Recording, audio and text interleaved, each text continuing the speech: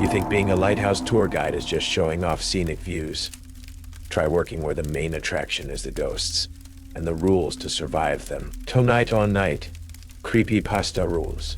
A woman takes a job at an abandoned Maine lighthouse, only to find the isolation is the least of her worries. They say Maine lighthouses guide ships through fog and storm, a stoic promise of safe harbor against the brutal Atlantic. But the abandoned sentinel at Gull Point Rock, clinging precariously to its jagged perch a few miles outside Bar Harbor, felt different. It didn't offer guidance. It felt like it was hoarding secrets, guarding something ancient and unwell within its crumbling stone walls. They said it guided something else entirely towards the jagged shore of sanity. And I, Clara Hayes, running on fumes and desperation, just took the job showing tourists a view from the edge, escaping Boston after Marcus and the ensuing wreckage of my life. Felt like shedding a skin that had grown too tight, too scarred. I craved windburn, salt spray, the anonymity of a seasonal job, where no one knew the chapters I was trying so desperately to tear out. The ad for a lighthouse tour guide and caretaker at the long-abandoned Gull Point Light seemed like fate. Isolated, windswept, steeped in maritime history I could lose myself in. Maybe the profound solitude, the rhythmic crash of waves against granite, could finally drown out the echoes in my own head. My new boss, Daniel Sterling, was the opposite of the weathered old salt I might have expected. He was young, maybe early 30s, radiating restless energy, dressed in expensive-looking outdoor gear that seemed too clean for the rugged setting. He'd apparently secured the lease, aiming to turn the haunted lighthouse into Bar Harbor's next big tourist draw. His enthusiasm was infectious, almost blinding. Incredible, isn't she? He beamed, gesturing towards the tower as we stood on the rocky causeway, the salty wind whipping strands of hair across my face. The lighthouse rose before us, stark white against the gray, churning sea, majestic but undeniably scarred by time and tide. Paint peeled, iron railings were rusted, and some of the lower windows were boarded up. Pure atmosphere. People will pay a fortune for this kind of authentic chill. He gave me the tour, his voice echoing slightly in the damp, cool interior. Circular rooms stacked one atop the other, linked by a narrow, claustrophobic spiral staircase made of cast iron. The air inside smelled strongly of brine, damp stone, bird droppings, and underlying it all, a faint metallic tang like old rust or cold blood. Daniel seemed oblivious, pointing out original features and potential gift shop locations. Back in the cramped, hastily converted keeper's room at the base that served as our office, he got down to business. Right, the nuts and bolts, he said, pulling out a surprisingly sleek tablet. Tours run twice daily, weather permitting. Weather permitting. Basic upkeep. Keep an eye out for vandals. The usual. Now, his smile tightened almost imperceptibly. There are just a few quirks, operational guidelines for this specific site. Non-negotiable for insurance. And, well, guest experience. He swiped through his tablet, displaying 3 bullet points. Guideline 1. Stragglers. Occasionally, a guest might seem reluctant to leave after the tour. Gets lost in thought, staring out a window. Standard procedure is not to engage them further. Just ensure everyone else is out, lock up behind them and move on. They find their own way out eventually. Don't interact. My brow furrowed slightly, even if they seem confused. Especially then, Daniel said smoothly. Part of the atmospheric experience. Guideline 2. The light. But sometimes, atmospheric conditions, static electricity, who knows? It might seem to flicker on briefly, especially at dusk or in fog. If you see the light activate unexpectedly from outside, just keep walking. Don't stop. Don't point it out to guests.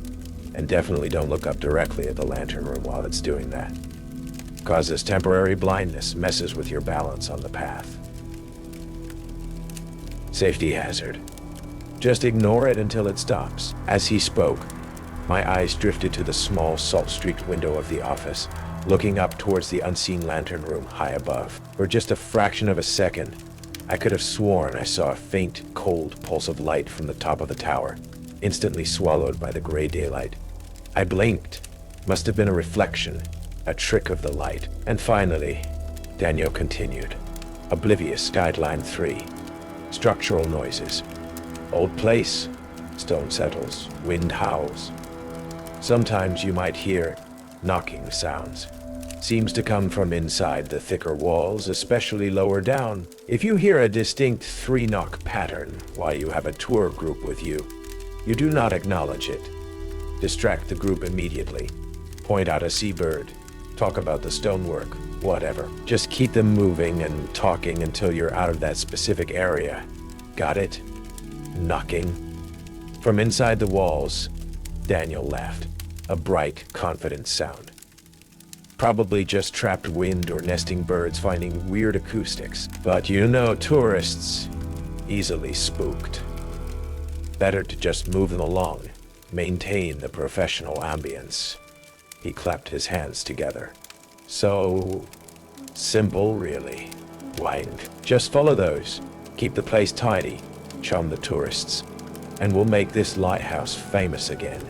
He seemed so confident, so dismissive of the strangeness inherent in his guidelines. But I remembered the local fisherman I'd asked for directions at the harbor, Silas Blackwood. When I mentioned Gull Point Light, his weathered face had darkened. Sterling's Folly, he'd muttered, spitting onto the dock. Some doors best left closed, girl. That light, it ain't been dark, not really, not for nigh on 100 years. Steer clear. Standing here now, the weight of Daniel's strange rules settling upon me, the faint metallic tang in the air catching in my throat. I wondered if I'd just traded one kind of trap for another.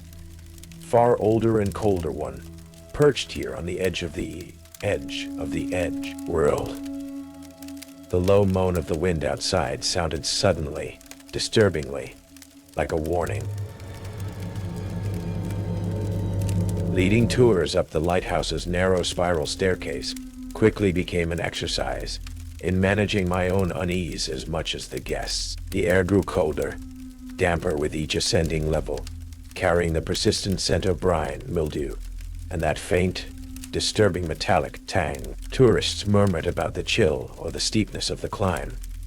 I focused on reciting historical facts, trying to ignore the distinct feeling of unseen eyes watching from the shadowed landings or the empty lantern room far above. The crumbling stonework and rusted railings served as constant, tangible reminders of the inherent danger, separate from whatever else resided here. The first direct encounter with the rules happened less than a week into the job. The afternoon tour group, mostly enthusiastic leaf peepers enjoying Maine's autumn, were heading back down. As I did a final sweep of the lower observation level before locking up, I noticed him, a man standing utterly still by one of the narrow salt-streaked windows, staring out at the churning gray sea. He hadn't been overly talkative during the tour, dressed in simple, dark clothes that somehow felt dated. He didn't seem to notice the rest of the group had gone. "Sir, time to head back down now," I called, keeping my voice light but firm, maintaining a careful distance. He didn't turn, didn't acknowledge me in any way, just kept staring at the waves crashing against Gull Point rock below. Rule 1. If a guest lingers behind after the tour ends, don't speak to them. The instruction felt suddenly, terrifyingly real. This wasn't just a daydreaming tourist, fighting the urge to repeat myself or approach him. I quickly ushered the last straggler from the previous group out onto the exterior walkway, pulled the heavy oak door shut behind me, the bolt sliding home with a heavy final sound. I glanced back through the small portal window. The figure was still there, a motionless silhouette against the turbulent sea. I walked quickly down the winding path towards the causeway, the feeling of that silent, lingering presence prickling the back of my neck. Later, back in the makeshift office at the base, my radio crackled. "Clara, Daniel here. How'd the last tour go?" "Run smoothly. Everyone clear out on time?" "No. Stragglers causing any delays." His voice was casual, but the specific word choice, the slight emphasis, felt deliberate, probing. "I'll clear, Daniel," I replied, forcing steadiness into my voice. Everyone enjoyed the dramatic coastal views. "Excellent. Keep up the good work. Remember, positive visitor experiences are key for our online presence." Click. His casual dismissal didn't sit right. That evening, needing supplies and a dose of normalcy, I went into Bar Harbor. On the docks, amidst the smell of salt fish and drying seaweed, I saw Silas Blackwood securing his lobster boat. Taking a chance, I approached him. "Mr. Blackwood, sorry to bother you. I'm Clara Hayes, working the tours out at Gull Point Light now." He squinted at me, his weathered face impassive. "Heard Sterling hired someone new. Reckon he'd tell you the real history of that place. Or just the bits fit for postcards?" He mentioned the keepers, the shipwrecks. I began. Silas let out a short, humorless sound resembling a cough. "Aye, the wrecks. More than a few drawn onto those rocks by light burning when it shouldn't have been, or showing false colors. That tower. It keeps things, girl. Memories, grudges. Sometimes it keeps the people too." He looked me square in the eye. "Sterling's a fool, chasing ghost stories for $signs. He keeps poking that place. He's gonna wake something up proper. Something that don't take kindly to being disturbed." He turned back to his boat. "My advice, finish your season, take your pay, and get clear of Gull Point.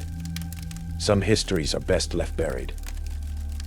His words, blunt and devoid of superstition yet heavy with implication, chilled me more than the sea wind. The next morning, doing my opening check, I found it placed neatly on the stone step, just inside the Maine Lighthouse door, exactly where I'd last seen the lingering guest silhouette.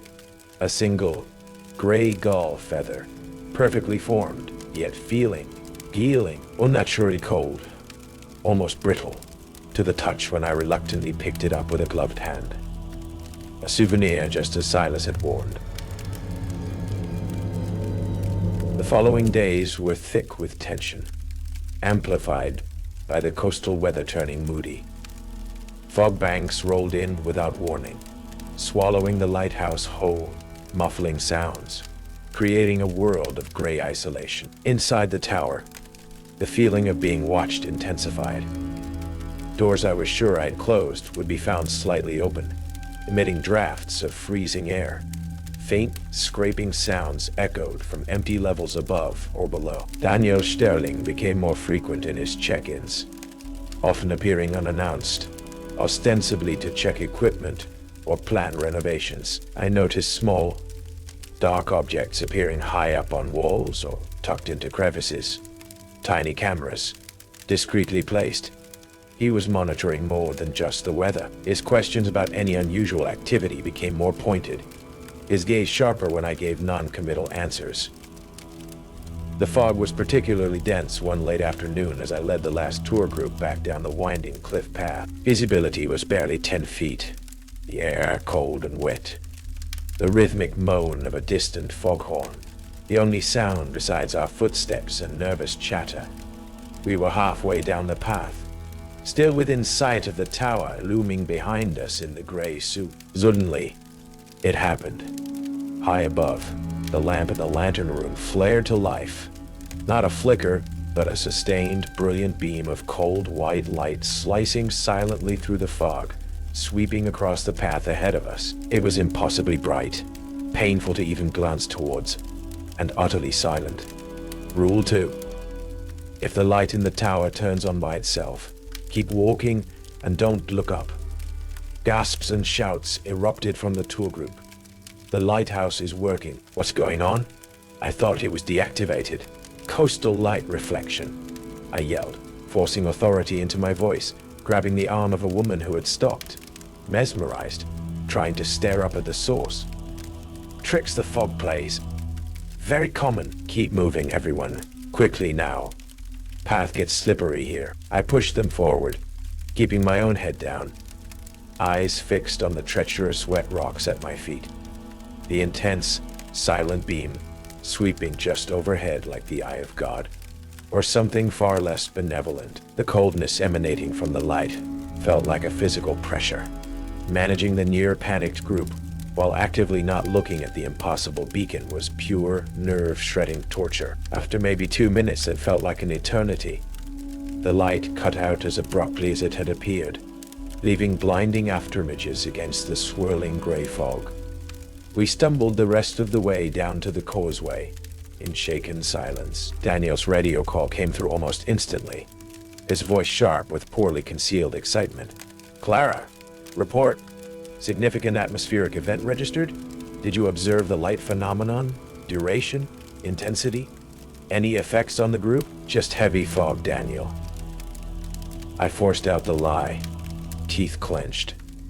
Made everyone jumpy. "We're clear now." "Right," he said, though I could hear the disappointment.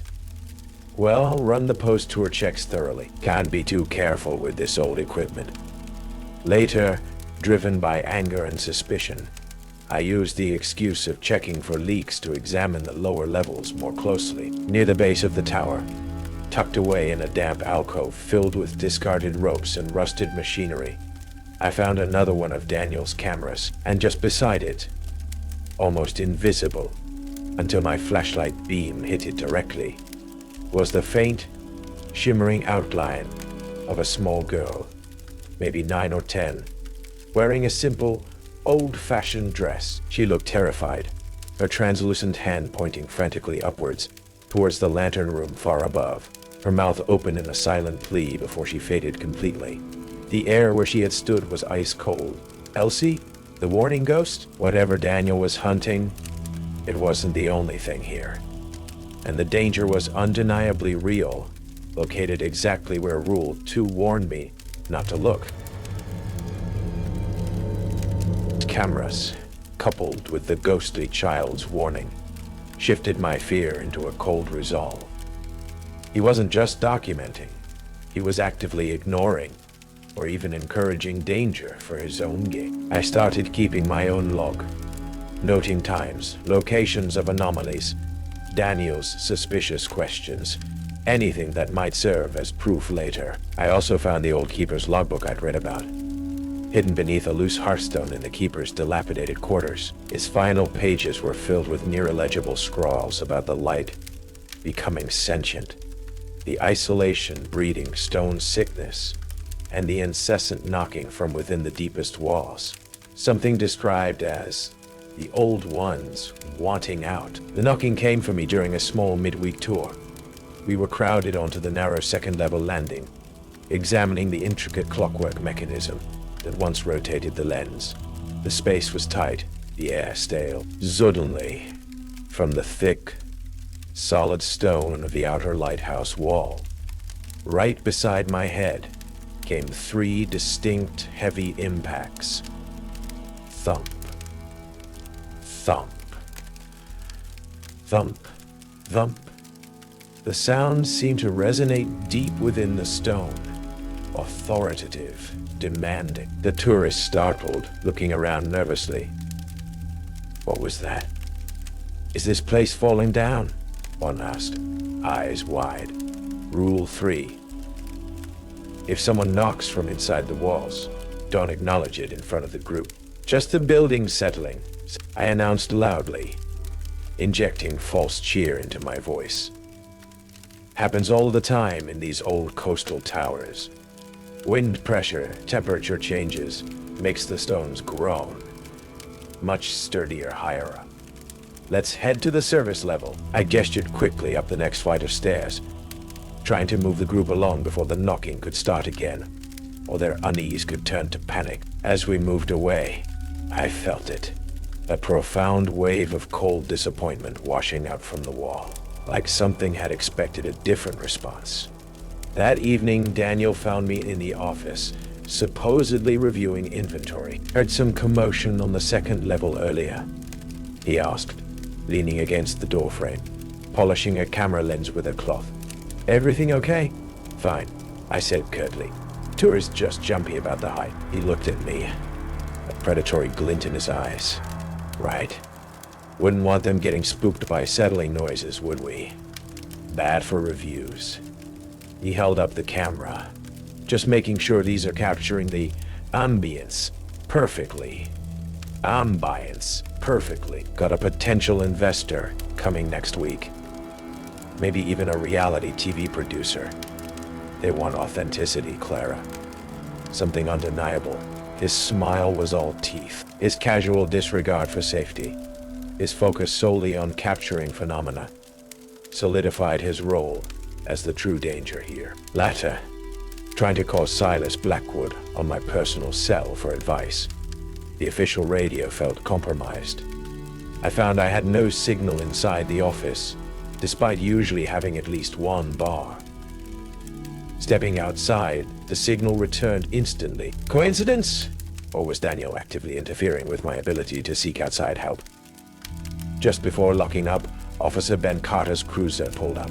Lights off. He rolled down his window. Evening, Clara. Just doing a perimeter check. Had an anonymous call. Something about unusual lights and sounds out here again. He looked tired. Everything secure. Just the wind and the gulls, officer, I replied, keeping my face impassive. Old Lighthouse makes a racket sometimes. He sighed. Yeah, well, Silas Blackwood keeps calling it in. Look, just be careful, okay? This place isn't exactly up to code. And Sterling, he cuts corners. Let us know if you see any real trouble.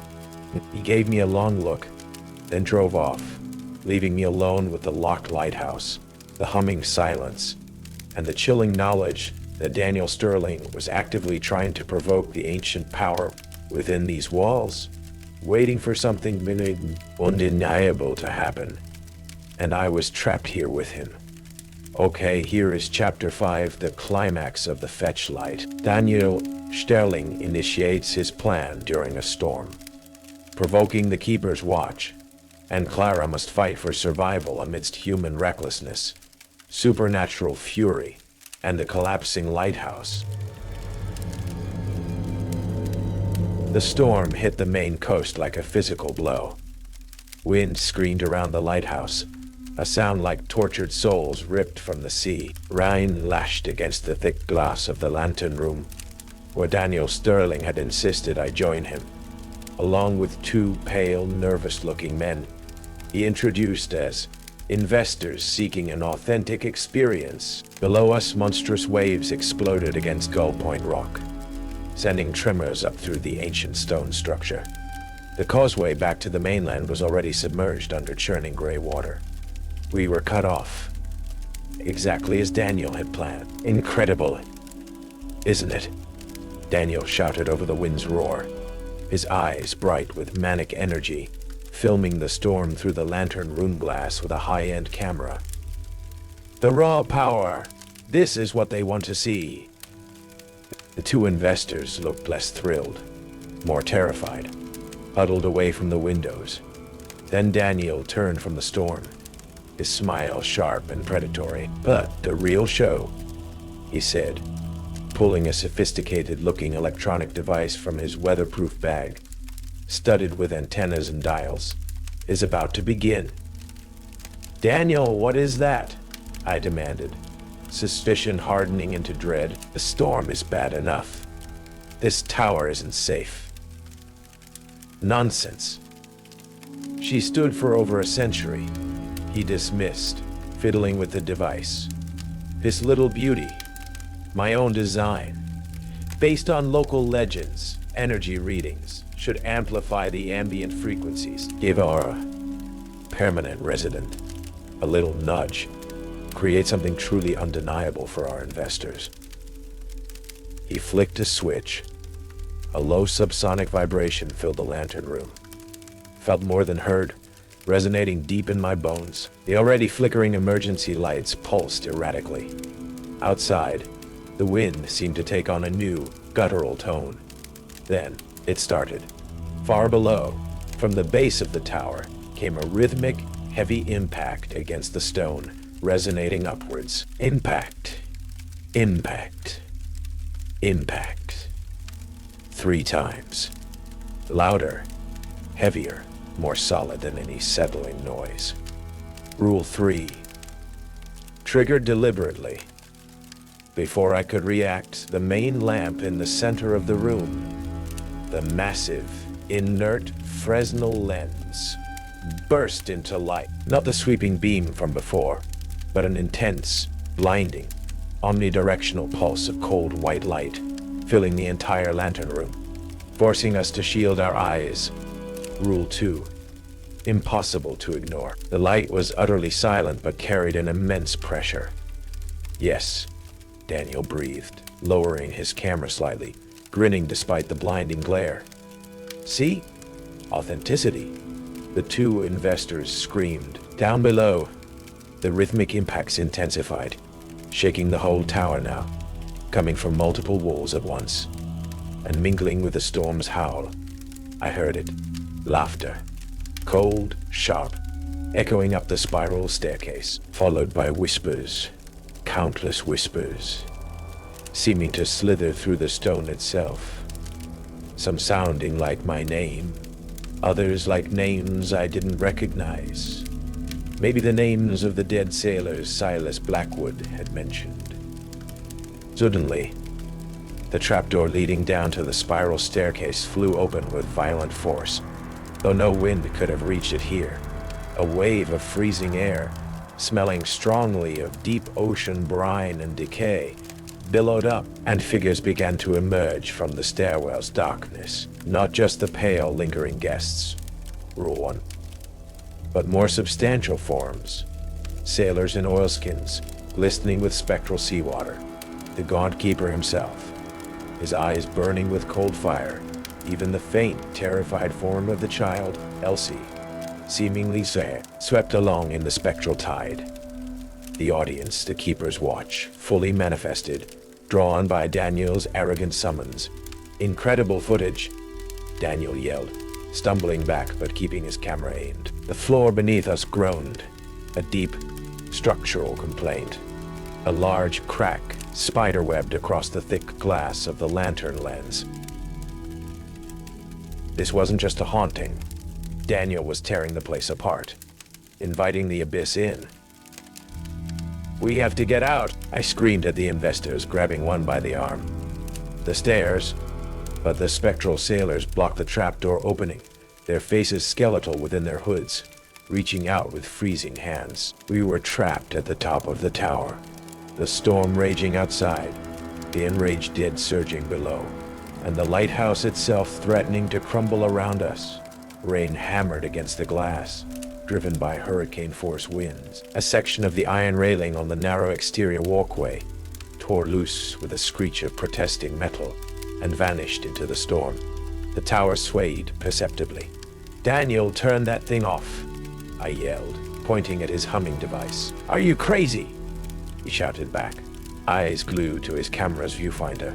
"This is it. This is the proof."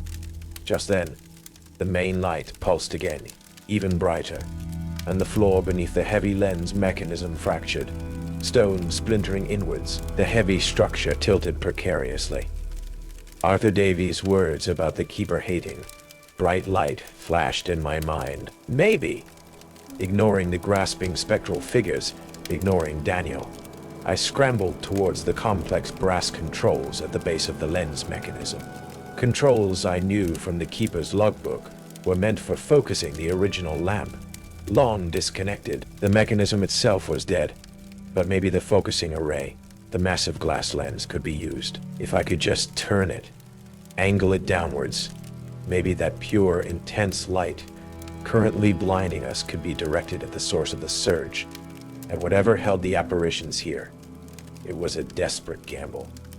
The controls were stiff, rusted. The floor tilted further. Below, the knocking from the walls became a frantic, deafening battery against the stone.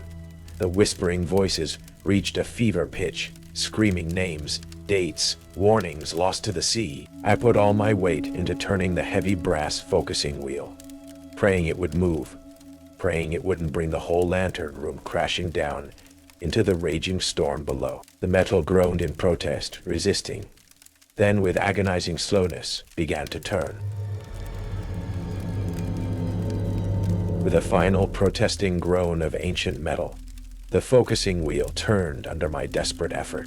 The massive Fresnel lens tilted downwards, aiming the blinding, impossibly energized beam directly into the heart of the lighthouse tower below us. The effect was instantaneous and catastrophic for the spectral siege.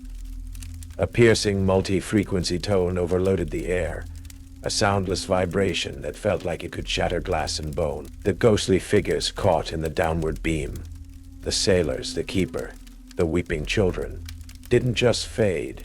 They seemed to ignite from within, dissolving into shimmering, screaming particles of cold light that rapidly dissipated. The enraged knocking from the walls abruptly ceased. The cacophony of whispers and laughter cut off, replaced by the deafening roar of the storm outside, and the high-pitched whine of the dying projector mechanism. The light itself flared one last time, an incandescent pulse that scorched the stone floor of the lantern room, then died with a final electrical sigh, plunging us into near darkness lit only by the strobing emergency lights and the flashes of flashes, lightning outside. The oppressive presence, the feeling of ancient malice, vanished, leaving behind only the smell of ozone, burnt dust, and the cold, clean scent of the raging sea. But the cost was immense. The final energy discharge caused a violent tremor. A large section of the lantern room's floor near the broken lens mechanism collapsed inwards, with a terrifying roar of crumbling stone and stressed metal, vanishing into the darkness below. The two investors, who had been cowering near that side, screamed as they disappeared into the abyss. Daniel Sterling, caught closer to the lens as he tried to film the entity's destruction, was thrown back hard against the far wall by the energy backlash. He lay crumpled, his expensive camera shattered beside him, eyes wide and unseeing, babbling incoherently about perfect exposure and viral potential. I was thrown clear, hitting the sturdy iron railing of the interior walkway, pain exploding in my shoulder.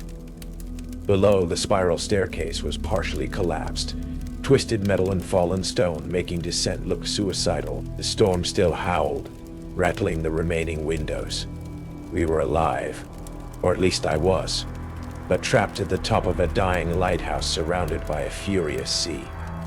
Hours passed. Adrenaline faded, replaced by exhaustion, pain, and the chilling reality of what had happened. Daniel remained unresponsive, lost in his own private showing of horrors. As dawn approached, the storm began to break, the wind lessening, the rain easing. Through the clearing mist I saw it, a small lobster boat fighting the heavy swell near the base of the rocks, Silas Blackwood at the helm, and further out, the reassuring flashing lights of a Coast Guard cutter, likely alerted by Silas or maybe Officer Carter responding to the earlier commotion reports. Rescue was slow, dangerous work involving ropes and harnesses down the unstable exterior of the tower. I gave my statement later, wrapped in a shock blanket, fueled by lukewarm coffee. I spoke of the unexpected ferocity of the storm, a sudden structural collapse in the lantern room due to lightning or stress, Daniel Sterling's inexplicable breakdown amidst the chaos, the tragic loss of the two investors who fell when the floor gave way.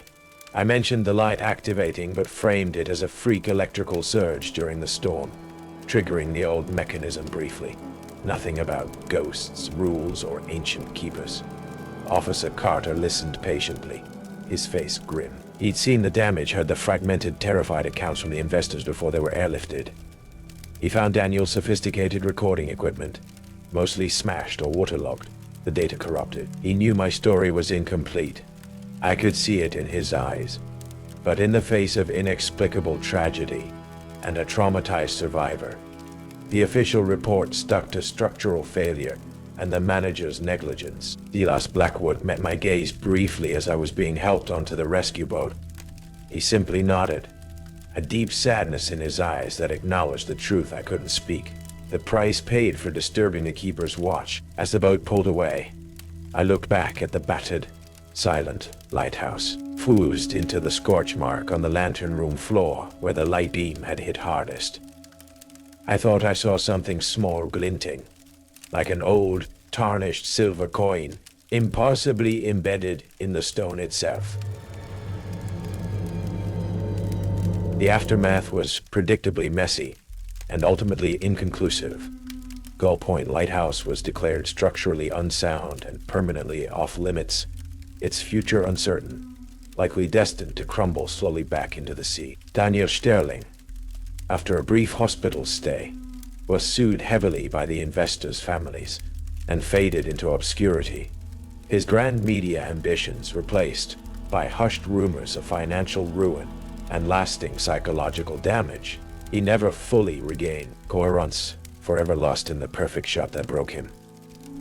I left Bar Harbor as soon as I was physically able. The sea air, once a promise of escape, now only carried the phantom scent of ozone and decay. The sound of waves crashing felt like knocking on stone walls. The mournful cry of foghorns seemed to echo the keeper's rage. My brief, desperate tenure as a lighthouse tour guide had traded one set of traumas for another, arguably worse kind. I moved inland, far from the coast, settling into a quiet library job in a small Vermont town. Surrounded by books, by the hushed reverence for documented history, I tried to rebuild a semblance of normalcy. I tried to convince myself the events at Gull Point were a localized nightmare, bound to that specific accursed patch of rock. I avoided stories about shipwrecks, lighthouses, even coastal weather reports. I saw a therapist, not Aris, someone new, and spoke vaguely of stressful work conditions and witnessing an accident. The truth too monstrous, too unbelievable to articulate fully. For a while, it almost worked. The quiet routine, the distance from the sea, the very solidity of the library shelves seemed to keep the echoes at bay. The rules faded slightly in my memory, becoming tenets of a belief system I desperately wanted to abandon. Then came a night deep in winter. Snow fell thick and silent outside my small apartment window, muffling the already quiet town. I was reading, trying to lose myself in a novel, the only sound the gentle hiss of the radiator. Suddenly, a sound cut through the quiet. 3 distinct, rhythmic impacts against the solid wood of my apartment door. Impact, impact, impact. Not loud. Not demanding like at the lighthouse. Almost gentle, but unmistakable. I froze, the book dropping from my hand. My blood ran cold. It couldn't be. I was hundreds of miles from the sea, far from Gull Point Rock, far from Bar Harbor. No one ever knocked on my door this late. I sat rigid, barely breathing, listening. Silence returned, thick and heavy, broken only by the radiator's soft hiss and the frantic pounding of my own heart. Was it the pipes settling? Wind rattling the doorframe? My traumatized mind playing tricks? Then it came again, softer this time, almost questioning. Impact, impact, impact, against my apartment door. Here, now. I didn't move. I didn't breathe. I thought of Rule 3, the instinct to respond, to acknowledge, warring with a paralyzing fear. It wasn't about protecting tourists now. It was just me, alone. The knocking didn't come a third time. The silence stretched, but the peace I had sought, the normalcy I had tried so hard to reconstruct, shattered completely. I had left the lighthouse, but its shadow, or the entity it guarded, had stretched further than I could have imagined. Some watchers, apparently, never truly let you leave their sight. The fetch light hadn't just marked the rocks, it had marked me, and its echo had followed me home. Clara survived the lighthouse's fury, but the keeper's watch followed her home, still knocking. If this coastal nightmare chilled you to the bone, hit like, share, and subscribe to Night Creepypasta Rules. Some lights are best left extinguished.